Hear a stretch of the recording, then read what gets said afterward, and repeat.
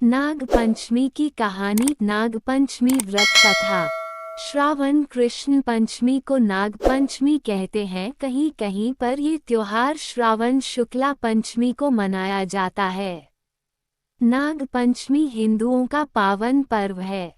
इस दिन महिलाएं नाग देवता की पूजा करती हैं और नाग देवता को भोग लगाती हैं। ज्योतिष के अनुसार पंचमी तिथि के स्वामी नाग है, अतः नाग पंचमी के दिन आटे में हल्दी मिलाकर नाग बनाएं और उस नाग का पूजन करना चाहिए। सुगंधित पुष्प तथा दूध सर्पों को प्रिय होता है, इसलिए यह वस्तुएं अर्पित करें और व्रत के दिन नाग पंचमी की कहानी सुननी चाहिए। नाग पंचमी को प्रसाद के रूप में भुने हुए जौ और भुने हुए चने वितरित किए जाते हैं। इस दिन नाग पंचमी की कहानी या नाग पंचमी व्रत कथा सुनने से व्रत का पूर्ण फल प्राप्त होता है। तो आइए जानते हैं नाग पंचमी की कहानी। नाग पंचमी की कथा। नाग पंचमी की कहानी। एक नगर में एक सेठ जी रहते थे। उनके 7 बेटे और 7 बहुएं थीं। इन 7 बहुओं में से 6 बहुओं के तो पीहर थे, लेकिन 7वीं बहू के पीहर नहीं था। जब वह गर्भवती हुई तो उसे घेवर खाने की इच्छा हो रही थी। उसके पीहर नहीं था तो उसने एक घेवर चुराकर पानी भरने गई तब ले गई।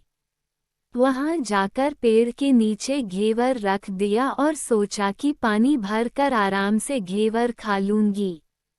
जब वह पानी भरकर घेवर लेने गई तो वहां घेवर नहीं मिला। उस पेड़ के पास एक बांबी थी, उसमें एक नागिन रहती थी। वह नागिन भी उस समय गर्भवती थी। घेवर को देखकर नागिन की इच्छा उसे खाने की हुई और उसने घेवर खा लिया। उस नागिनी ने सोचा कि यदि साहूकार की बहू मुझे गाली देगी तो मैं उसे डस लूंगी, और यदि कुछ नहीं कहेगी तो इस बिना पीहर की को पीहर दिखा दूंगी। साहूकार के बेटे की बहू ने कहा कि शायद कोई मेरी जैसी ही होगी जिसने ये घेवर खा लिया। ऐसा सुनकर नागिन बहुत खुश हुई और उसने अपने बेटों से कहा कि तुम इंसान का रूप बनाकर जाओ और साहूकार के बेटे की बहू को लेकर आओ। नागिन के बच्चे इंसान का रूप बनाकर साहूकार के घर चले गए। वहां जाकर उन्होंने कहा कि हम हमारी बहन को लेने के लिए आए हैं। तब सास ने कहा कि पहले तो कभी नहीं आए, इतने दिन कहाँ थे। तब उन्होंने कहा कि जब हमारी बहन का जन्म हुआ तब हम नानी के घर थे और शादी हुई तब हम परदेश कमाने के लिए गए हुए थे। उन लड़कों ने बहुत सारे कपड़े, गहने और मिठाइयाँ बहन के सास और जेठानियों के लिए ले गए थे। सास अत्यंत प्रसन्न थी और जेठानियाँ उसे देखकर जल कूद रही थी। सास ने बहू को उनके साथ में भेज दिया। बॉम्बी के पास जाकर उन्होंने कहा, बहन हम नाग हैं। उस दिन जब तुमने पेड़ के नीचे घेवर रखा था तब तुम्हारा घेवर हमारी माँ ने ही खाया था। उन्होंने तुम्हें अपनी बेटी माना है, इस नाते से तुम हमारी बहन हुई। बहन अब तुम हमारी पूंछ को पकड़ लो और डरना मत। उनके कहने पर वह पूंछ पकड़कर बॉम्बे में चली गई। वहां पर उन्होंने उसे बहुत लाड प्यार और सुख से रखा। वहीं पर उसने एक लड़के को जन्म दिया। जब उसका लड़का थोड़ा बड़ा हुआ तब की बात है, पड़ोसन ने साहूकार के बेटे की बहू को सिखा दिया, अगर तू तेरी माँ की इतनी ही लाडली है तो तू तेरी माँ से कहना कि आज तो नागों को दूध में ही पिलाऊंगी। पड़ोसन का ताना उसे सहन नहीं हुआ। वह माँ से जिद करके नागों का दूध ठंडा करने लगी। अभी तक दूध ठंडा नहीं हुआ था, उससे पहले ही उसके बेटे ने घंटी बजा दी। घंटी की आवाज़ सुनकर छोटे बड़े सारे नाग दूध पीने के लिए दौड़ पड़े। जब उन्होंने दूध में मुंह लगाया तो बहुतों का मुंह जल गया। तब नाग क्रोधित होकर बोलने लगे कि हम बहन को काटेंगे। उसकी माँ ने उन्हें समझाते हुए कहा कि इसे मत काटो, ये तुम्हें आशीष देगी। तब साहूकार के बेटे की बहू ने कहा, जियो महारा नाग नागिनी, जियो महारा खड़िया ओड्या बीर। बीर उठावे देखनी रो चीर, चीर तो फट जावपन बीर जीता रिवे। थोड़े दिन बीत जाने के बाद पड़ोसन ने फिर से ताना मारा कि यदि तेरी माँ तुझ पर विश्वास करती तो तुझे 7वें कोटे की चाबी देती। उसने माँ से जिद करके चाबी ले ली और जब ताला खोला तो अंदर झूले में बाबा नाग झूल रहे थे। उसने बाबा नाग से कहा, सत सियाराम बाबा। उन्होंने कहा कि तूने सत सियाराम कर लिया वरना मैं तुझे डस लेता। तब उसने कहा कि आप तो मेरे पिता हो, मुझे कैसे डस सकते हो।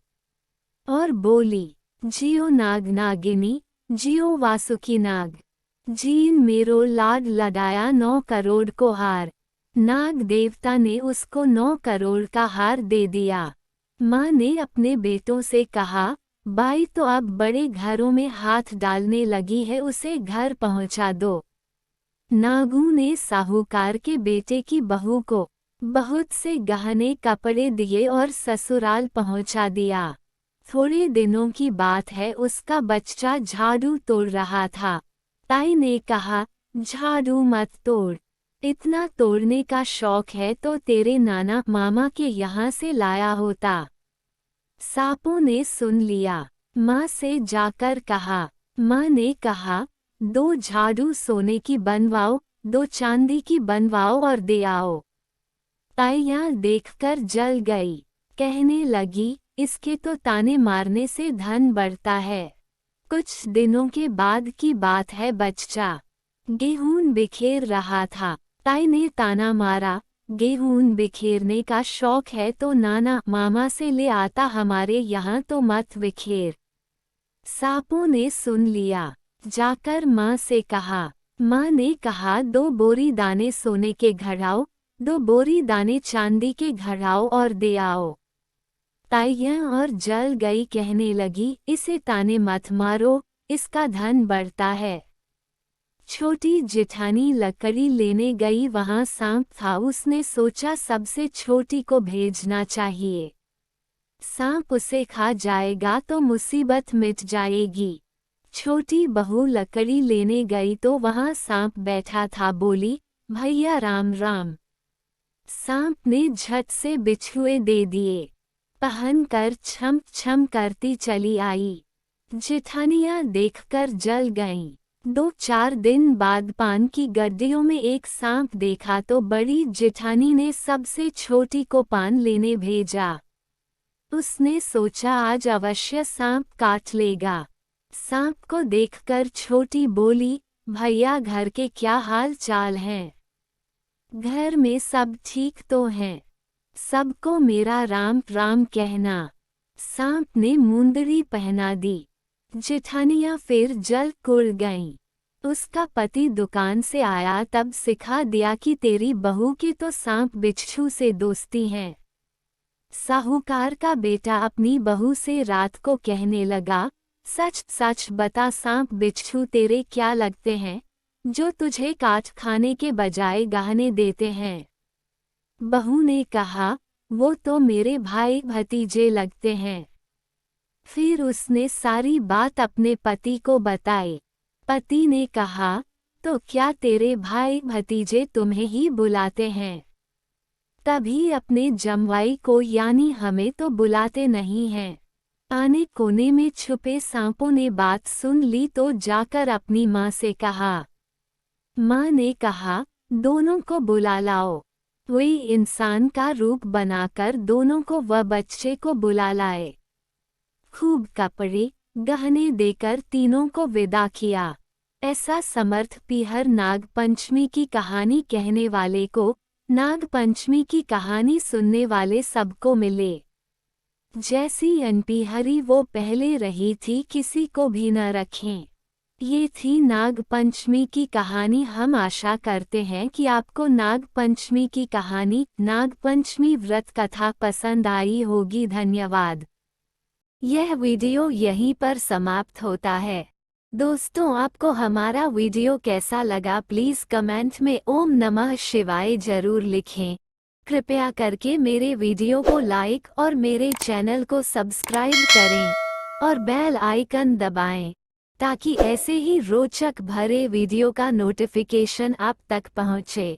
और मेरा यह वीडियो जितना ज़्यादा से ज़्यादा हो सके तो शेयर करें। ओम नमः शिवाय।